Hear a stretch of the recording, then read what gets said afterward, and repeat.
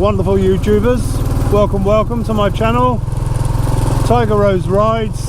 You currently see me riding back from Neon Springs along the back road, which at the moment isn't too bad.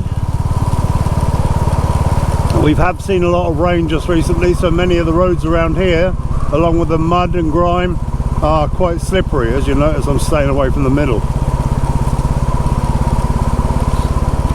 This might go out a little bit late, as in Thursday rather than Wednesday. The reason being, I've had my granddaughter stay for the weekend, which was lovely, but it has put me back a little bit because we had far too much fun. So bear with me. Just like to say, I am really loving this Beeline Moto 2. So easy to use, it really is.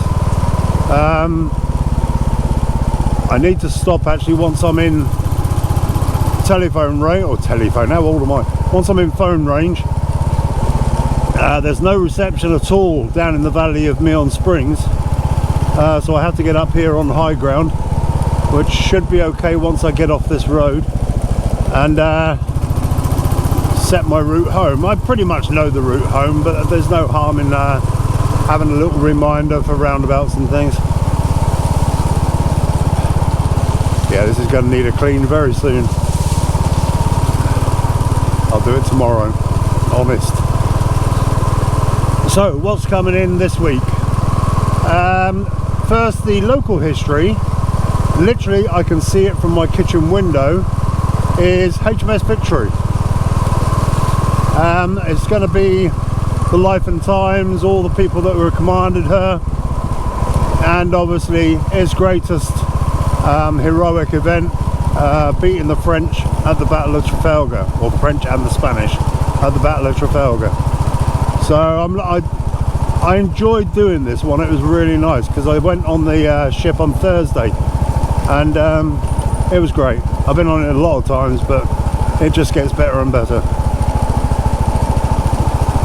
Also, the bike history this week is Panther motorbikes. Yeah, so I'll enjoy all that once I gotta stop, gotta fly in my eye. Got a fly in my eye. Oh, damn it.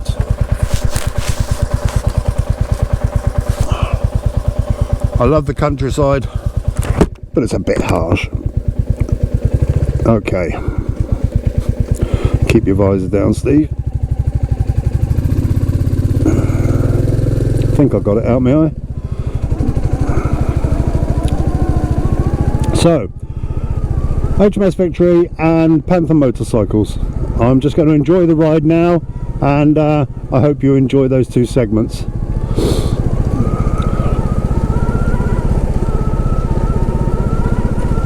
Ooh.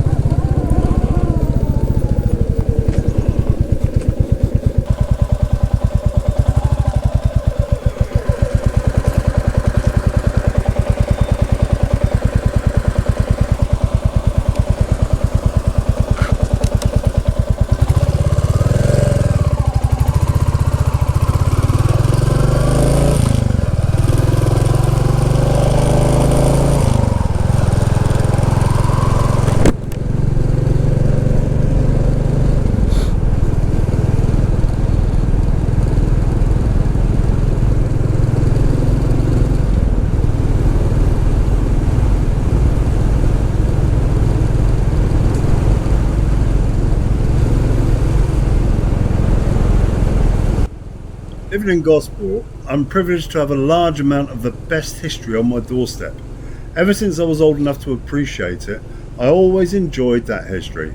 But it's only now in my old age that I see the relevance to the way we live now and how much different things could have been if not for the heroic events that ordinary men and women found themselves in and rose to on every occasion. One such group of men was the crew and officers of HMS Victory. Last Thursday I took the time to go and visit and research what is, in my opinion, the greatest warship in history, and if you get the chance, I recommend it to everyone.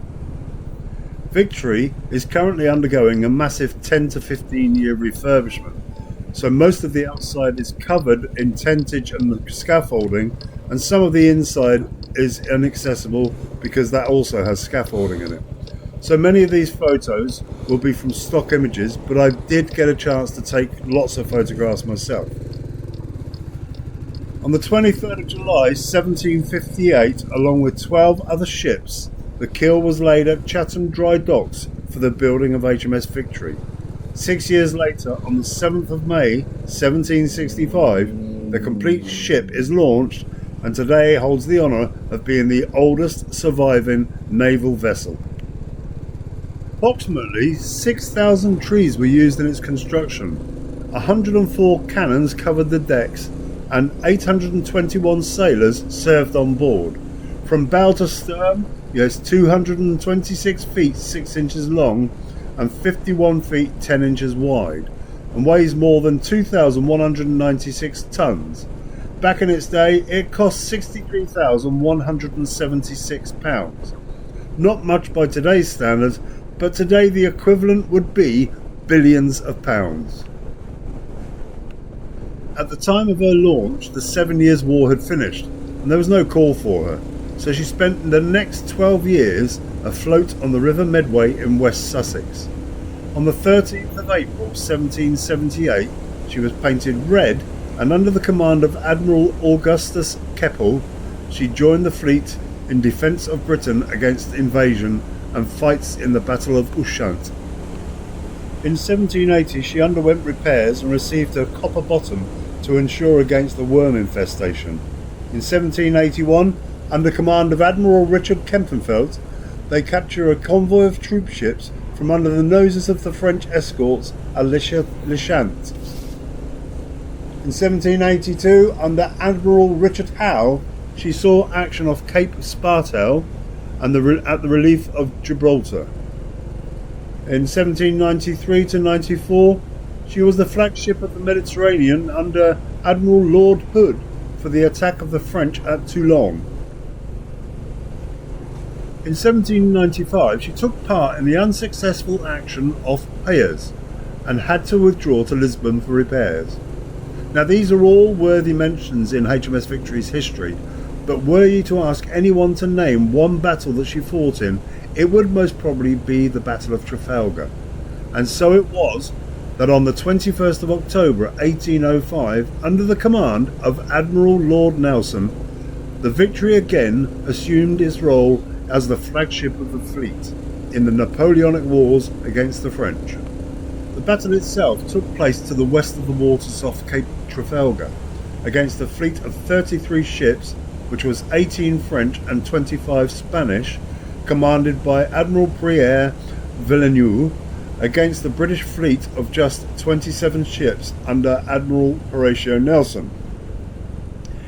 In a very clever move by Nelson, who had seen the French and Spanish form a single line heading north, Nelson split his fleet, and one group under the command of Admiral Cuthbert Collingwood and the other by Nelson, they attacked from the west.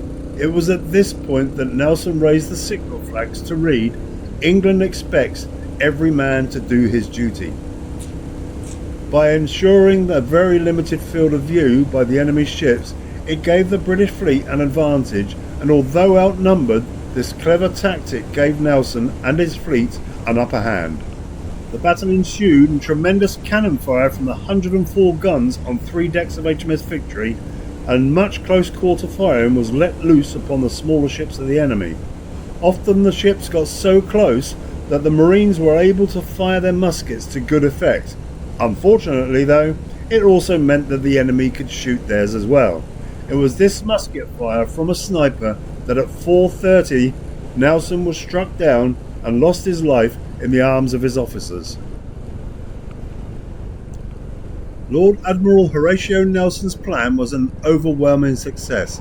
His fleet of 27 ships defeated the 33 ships of the French and Spanish, capturing 17 of them and setting one ablaze, but at a great cost. Nelson lost his life on the last volleys of the cannon fire, Victory lost 57 men and 102 were injured. Across the British fleet, nearly 500 men died, while in the combined fleet, more than 3,000 lost their lives.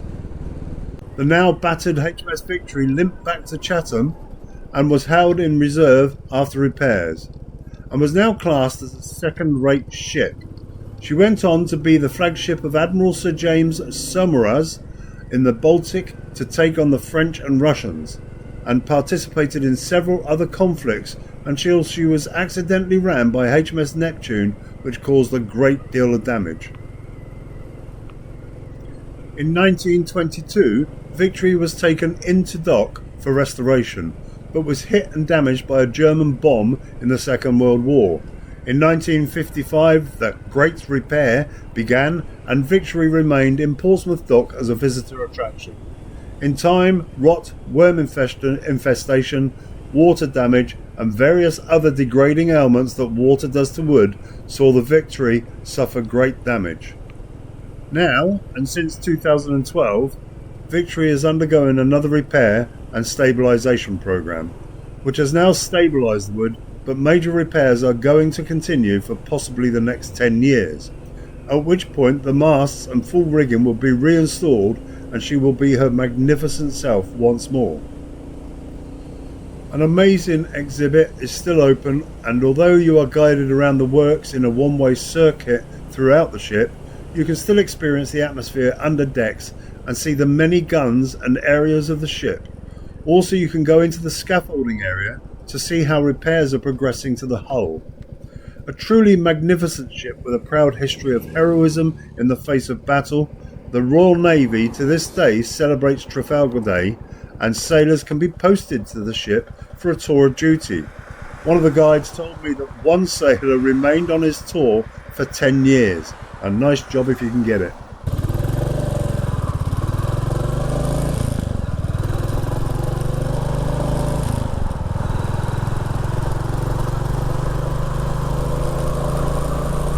As I said earlier, this week's motorcycle, defunct motorcycle company, is going to be Panther Motorbikes.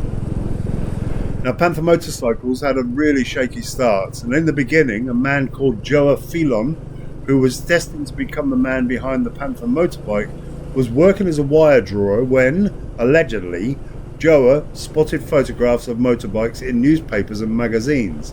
And being of a technical bent, and after a lot of research, trial and error, and probably a lot of swearing, he made one for himself and was able to develop the design through the partnership with Harry Rayner. Now, sadly, Harry died in a car accident, and local fable has it that he was the first person in the world to be killed in a motoring accident.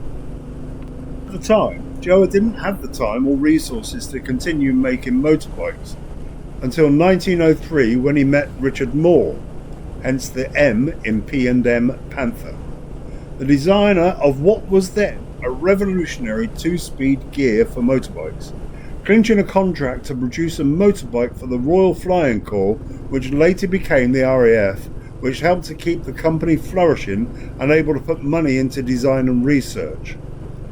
Jumping ahead, not much happened between 1903 and 1914, when the like of Panther and most engineering companies saw their efforts turn to the war effort, which left little or no time for bike production. After the war, and after an interim period of remodelling and design, they continued to make bikes for the Flying Corps until 1926. This steady flow of production enabled them to keep their head above water and allow them time to slowly develop another more modern machine. And in 1926, the firm scored a massive success in the Olympia show, where they exhibited the 242cc V-twin Panther. This bike boasted a transverse engine and 4-speed gearbox designed by Granville Bradshaw of ABC fame. Sadly, it failed to sell in any great quantity as it was very expensive and too advanced for the times. Then, from 1928 to 1929, the advent of Speedway and two-stroke models appeared on the market, and they listed the Red Wing, a big single and tuned engine that saw good sales for this model, which gave them the funding to continue their research. In 1932, the 249cc model was introduced. Although it was fitted with an unconventional frame with a down tube, the engine had an inclined cylinder and the oil tank formed in the crankcase. In the next year, the company forged a link with Pride and Clark, who sold large numbers of their 250cc machines. In 1934, that particular model won the prestigious Maud's Trophy, and later that year, 348cc Red Panther and Stroud Trials models were produced. True to form, there were large gaps in the development of new bikes, and it wasn't until 1939 that the 250cc model supplied to Pride and Clark was given mudguards and red panelled tank, and sold quite cheaply. It was the subject of some derision, but proved itself to be a good worker. As many firms did in 1940, the company had many plans and designs on the drawing board, but these were all shelved as production turned to war contracts. Post-war to 1953, the company produced 3 singles and several variations, including a trials version. The 3 singles were joined by 2 lightweights with Villiers engines, and in 1959 the arrival from Panther of the scooter known as the Princess. In the 1960s, the arrival of very successful Mini Minor found Panther in a shrinking market. The same happened earlier in Europe with the arrival of Fiat and Citroën minicars. And in 1962, the official receiver was called in. Although production continued for a short time, in 1963 the range was cut to only 5 models. Then in 1964, the range was cut still further to 3 models. Unfortunately, the advent of affordable cars like the Mini and competition from the popularity of an ever-growing Norton motorcycle company, Panther could only continue to produce just 1 single and 1 twin model in the factory. With orders fast diminishing as competition from Norton and AMC grew stronger, they finally ceased production of the Panther motorcycle in 1968. It is a travesty because in my opinion the Panther bikes were beautiful machines. They held admiration of many an enthusiast. In fact, I met a chap at Looney's on Tuesday who used to own one. He said it was a marvellous machine. While doing the research for all these bikes that I'm doing, it's occurred to me that you may have noticed the similarity as well of these defunct companies, and that many of them went out of business in the mid-60s. So in my opinion, this is down to the changing times of motor transport being available to the family man, who, unrestrained by needing a luxury car, could now afford one of the cheaper end of the market. I still remember that it was an era when the street I grew up in had barely 6 cars all the way along it, and we could literally play in the road, to there being a car outside nearly every house, and you had to start looking both ways before you could cross the road. I hope you found this interesting. I'm not sure what next week's bike is going to be.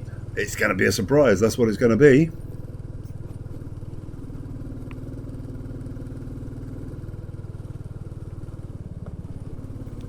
That's it for this week. Thank you so much for tuning in and watching the video. If you've got to this point, well done. Next week, I'm not sure what I'll be doing just yet, but by the time Wednesday comes around, I would have had it done, and hopefully it'll be good enough for you to sit and watch and waste and use your time on. So until then, stay safe, ride safe, and take care.